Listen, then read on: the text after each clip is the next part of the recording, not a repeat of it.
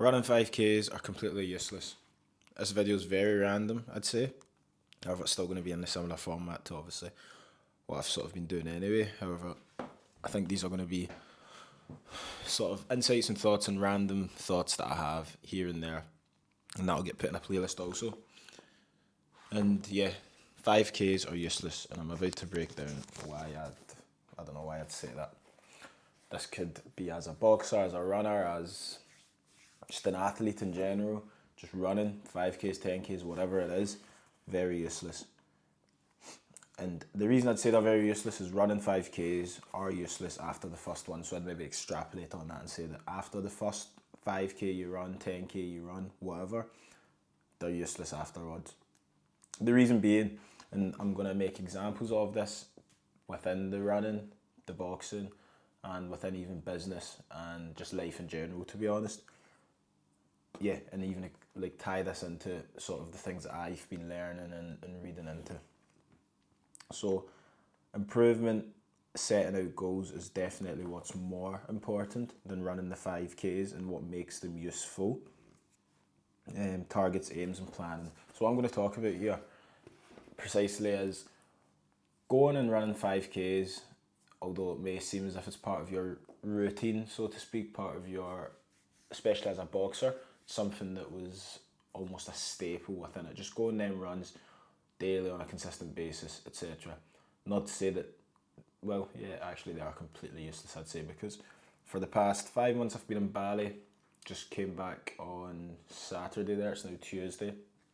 I've been in Bali, and when I got back, jet lagged and all, I ran a 5K, must have been like 22 minutes. Up until the first 3K, I didn't break a single sweat, and that's when I upped it. So up until the first 3K, I was maybe, I need to think, I maybe ran the 3K and had like, yeah, I was a far way in time-wise. I'm not going to give exact numbers because I don't actually know, but I upped the pace to about a 3-minute 40 or 3-minute 45, 1K I think the pace was. So 3-minute 45, whatever that is. I increased the pace to that, so it was like the 2 notches below flat out on the treadmill that I was running. And yeah, I was just flat out on there for the last 2K. And saying that, or was it might have even been for the last 2.5K actually. So saying that, yeah, so for the last 2.5K, I was pretty much flat out the entire time. And I felt good to be honest, because yeah, the first while wasn't tired at all, and then yeah, it wasn't until the end that I was obviously getting sort of having to like push myself mentally. And the reason I've even just yapped all of that is just to say, me doing that 5K, if I was just doing them consistently while I was in Bali, it wouldn't have really mattered, because I would have probably just been running at the exact same pace each and every single time and just saying to myself, yep, I'm doing the 5Ks, I'm doing the 5Ks, I'm doing the 5Ks, with no real plan or look and improvement of actually like running those 5Ks or even pushing myself, because all I've put in my head is that I should be doing these 5Ks, so I'm doing them. Whereas when I got there, I didn't do any 5Ks, I wasn't running until maybe, let's say, the last 3 to 4 weeks before I left Bali. And even then it wasn't set 5Ks, I would just run. Maybe it was 12 minutes, maybe it was 15 minutes, just depending how I felt that day. However, the other things I was doing were mobility, pads, sparring, strength and conditioning, strength hybrid, fight conditioning, and maximum strength. So these are new things that I sort of implemented inside my routine that I was doing. I was getting pushed very hard. Thanks to Chris, thanks to Christian, I was getting pushed really hard, and it was essentially what took me to the next level. And keep in mind, I was obviously conditioning my legs, I was conditioning my arms, I was conditioning my lungs, all while doing something new that was actually also enjoyable. And I'd say that was the main thing. Although I didn't have entirely real goals or plans there other than going to these classes and feeling good while doing these classes, I improved massively. Like I improved so much to the point where I didn't need the 1 minute rest that was given. I could maybe start the next block of work after like 30 seconds or even 15 seconds of work. My recovery was phenomenal. And this was without really running consistently at all, or even actually wanting to run.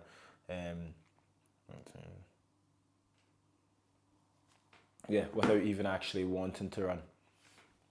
So, saying that, if I had went the other route, which was, okay, I need to do 5Ks daily, I'd have probably not done the maximum strength and the other classes that I sort of got into doing, purely because I would have ticked off in my head, like, okay, I've done these runs, that's it. And again, I've maybe waffled a little bit, however, I'm going to tie this in, so just bear with me. So I'm going to tie this in and say, doing those 5Ks, unless you're really pushing yourself and you're pushing the pace the entire time, after doing the first 5K, having a time, and everything you do is intentionally trying to beat that time. And that doesn't mean that the next day you go out and try and beat that time flat out. That could mean doing other exercises to help condition your legs, your lungs, your core, anything, just to help condition you more to be able to run that distance more efficiently.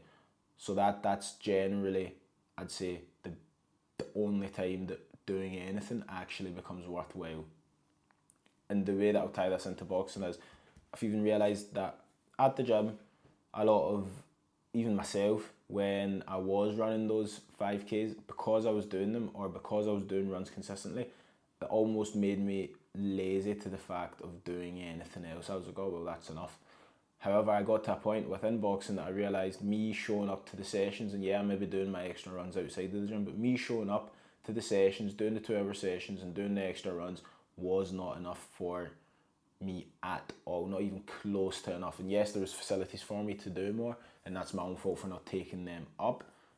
However, just to be honest, there was a few other reasons why, but I'm not even going to get into that. The main thing was, I was running the 5Ks, I was doing my runs, I was going to training, and because in my head I was doing that, which was actually the bare minimum, that was enough. And there was no improvement, and I realised that I plateaued and there was no improvement, and I wanted to get better, and I didn't know how to get better. But really the reason I wasn't getting better, I didn't know how to get better, is because I had no plan of what better looked like, or what I wanted to be, where I wanted to be boxing wise, how I wanted to look, how I wanted to feel. No idea whatsoever. It was just, yep, I'm ticking off going to the classes, I'm ticking off doing my runs, which actually I would have probably been better completely forgetting about the runs, maybe only doing 2 classes a week and spending the rest of the time doing other things that were planned and mapped out to actually help and improve my boxing, which was obviously what I learned when I went to Bali. So in terms of the maximum strength, the fight conditioning, those sort of things. And now that takes me on to the point, now I've got back, like I said, I ran that 5K and indulged in sweets and stuff, and that completely messed me up. Obviously, I'd say jet lag's also part of it, and the changing weather messed me up, tends to really mess with my asthma. However, I'll be getting back, drinking my water, and I'll be getting back into that focused sort of mindset of just getting on with what I know needs done. And again, I'm currently, first things first is mapping out a plan. So even when I'm going to the gym just now, I sort of, okay, I know that this is what I'm going to do and that's all I'm going to do. I'm not going to do more. I'm not going to push myself at the moment, because then I'll fall out with even enjoyment of the gym, which is, I think, the biggest downfall of anything. Once you get to a point where you don't enjoy it anymore, it's just good luck, like you're done. So I'm taking it easy, sent out messages to someone that I'm looking to PT me, who's PT'd me before, and just doing the same classes I was doing back then, and just getting myself into a routine that I was in out in Bali the same way here. And that doesn't matter to me if it takes a week and I'm not training consistently for a week, because realistically that's better than me just going and doing random things for a week with no real direction or idea of what I'm sort of doing, because then again, like I said, I'll fall out of love with it and I won't really enjoy it, and then it will be a slog to get there. And at the moment I've realised forcing myself to sort of do things doesn't work effectively unless it's specific certain things. Maybe you could say there's exceptions to the rule where I force myself to do certain things it does work. However, I'd rather not have to force myself, so I'd put myself in a position where it actually becomes enjoyable to do those things. So I'd say that for everybody who's even running 5Ks, doesn't enjoy running 5Ks, doesn't want to run 5Ks, I'd actually say stop running 5Ks and start finding something that you actually enjoy doing, that you can incorporate outside of those 5Ks, and you'll find that it's actually so much easier to run those 5Ks afterwards, because like I said, after doing all those other classes, going and running a 5K was actually very easy, especially because I wasn't pushing myself to begin with. And then when I did push myself at the end, I was still floating and flying, and it wasn't that difficult, knowing myself now that I could actually go ahead and beat my time of 5K that I had like COVID times. It was like 17:59. 17:59 was my 5K time, and I know I could easily beat that now. And that's without me actually running consistently on a week-to-week basis. And now how I'll tie that into business is, with business or anything that you're doing in life, after you take the first step, just taking that first step consistently. So after you run the first 5K, just continuously running 5Ks is useless. After you take that first step in business and you do the hard work in the beginning, consistently, just constantly doing that hard work is useless, because now you know what the work is, and all you should be focused on doing is figuring out how to make that hard work as easy as possible, so that you can, one, do it consistently, and you can, two, do it really without thinking. There's no friction there at all to do the work.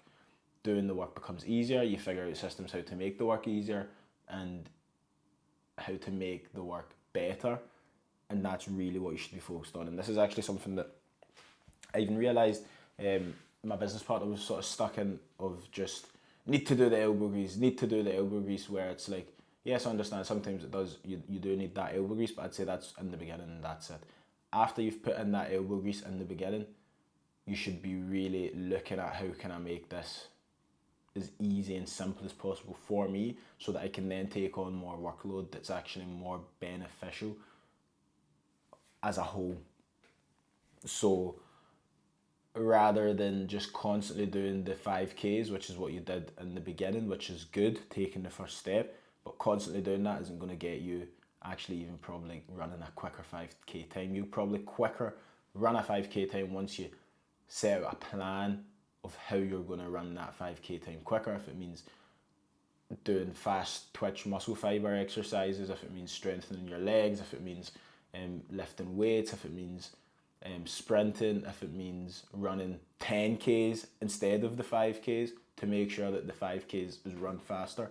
Those things will actually help you with reaching that goal of running the 5K faster, if that's what your goal is. But just consistently running the 5Ks, and again, I'm saying that because most of the time when you are running things, just doing the runs, you tend to just run it at the same pace. You don't tend to really push yourself, and I think that's where the difference is.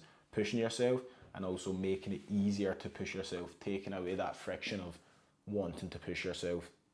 And I'd say actually the same goes for what I've been learning and studying about just even how the universe works, and like you've maybe realised that like tying things into other things to see if they make sense in other things, because if it makes sense, then it makes sense.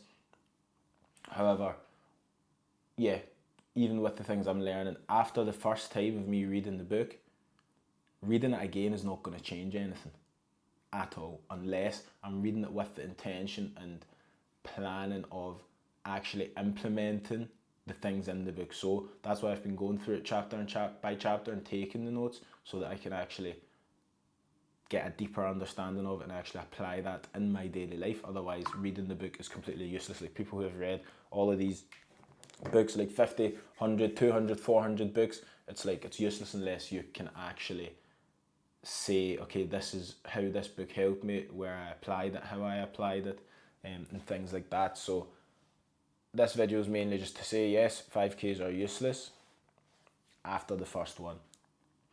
Doing hard work is useless after doing hard work the first time, because after you've ran the 5K, you've got a time, you know how you felt, and now you should have a target and goal of what time you want to reach and how you want to feel after that. Same with business, you know what it takes now, the hard work that it took to begin.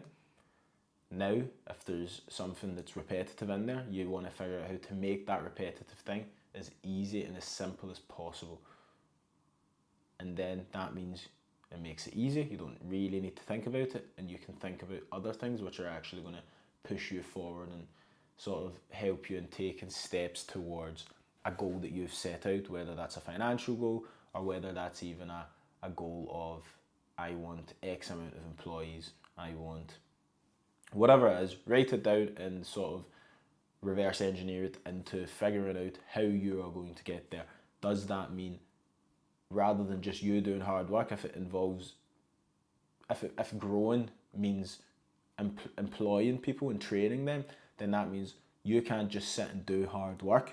It means you now need to make that hard work easy so that you can train your staff, and also it now opens you up to be able to go and even learn how to train properly so that you can train your staff in a better way. And those things are now what is actually going to help you get to the goal that you're looking to get to, unless the goal for you is to just do hard work for the rest of your life. And if it's not, then after the first time you do the hard work, if you continue doing that hard work after the first time, then it's like, yeah, you're sort of contradicting yourself. So I guess this video is mainly to say, after you do it once, have a goal in mind, figure out what you're trying to hit, map it out. Interestingly enough, you can actually use ChatGPT for a lot of things. My brother's been the one who's really pushed me towards doing that, so I thank him for that. He's almost forced me in a very annoying way. However, I've really appreciated it, to be honest, especially after reading back and seeing what I used it for. However, you can even use ChatGPT to make a plan for you. Just write in what sort of plan you're after, what you're trying to hit, and it could probably even make a workout plan for you to hit that 5K time quicker, sorting out your diet and figuring out what other exercises you should and can be doing to improve your speed and things like that. So I'd say definitely even utilize that if that was something that you're struggling with even knowing or having the knowledge of how to do certain things. Just Google it, put it in ChatGPT, whatever it may be, find out the information and apply the information and knowledge that you have. So that was that video of running a 5K is useless, and I guess it's useless after running it the first time, because now you have the data and information to actually go ahead and do something with it. So if you don't do anything with it, then there was no point in running the 5K in the first place, to be honest, because you're just going to be running the same 5K forever and probably not really improving at all. And also I think that's why a lot of people go to the gym New Year's to get the big results to begin with, and then they stop sort of seeing results, and it's like, oh well, there's no more results really here for me, and they've not really got another goal, so they just sort of stop. And then it's like, oh, now I'm back to where I was, so now it's time to get back to where I was when I was in the gym, so I'm going to now go back to the gym and improve again. And they're just sort of stuck in a cycle of, this is where they started, this is where they finished, and then they go back here, and then they go back up, and then they go back here, and they never get to here and then go further. They just stay round about here in this area and just keep going back and forward, back and forward, back and forward. And because the progress you make in this small space, it feels like you're making progress, but you're not making any progress. You're just sort of going back and forth here. It's a lot of effort, a lot of movement. Whereas if you get to here, now you want to sort of get to here, and that takes knowing how to actually get from here to here. So I'd say, again, planning things out, mapping it out. It's not something that I've really done consistently at all up until actually this year and being in Bali, etc.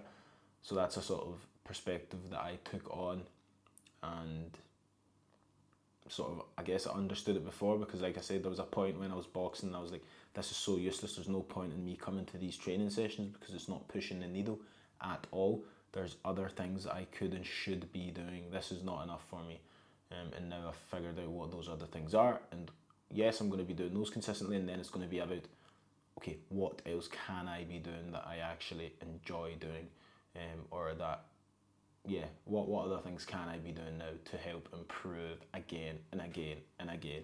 And it's all about just continuously trying to improve. And I'm going to end it with this. I actually asked ChatGPT to give me a simple, explain Kaizen to me in a very simple form. And what it says is, Kaizen is a Japanese concept that means continuous improvement. It's about making small, consistent changes to improve something over time. Instead of trying to make big changes all at once, Kaizen focuses on small steps that add up to big results For example, if you want to get healthier, instead of running 10 miles a day, you might start by walking 10 minutes daily and slowly increase it. The key is steady progress and never stopping improvement. And I can't even remember why exactly I looked up K's, and it probably came up on Instagram or something. However, yep, that's why 5Ks are useless, or 5Ks are useless. And hope that perspective, that perspective sort of gave you some ideas of how you can improve on things that you're maybe sort of plateaued with or not optimizing, so to speak. And yep, see you in the next video.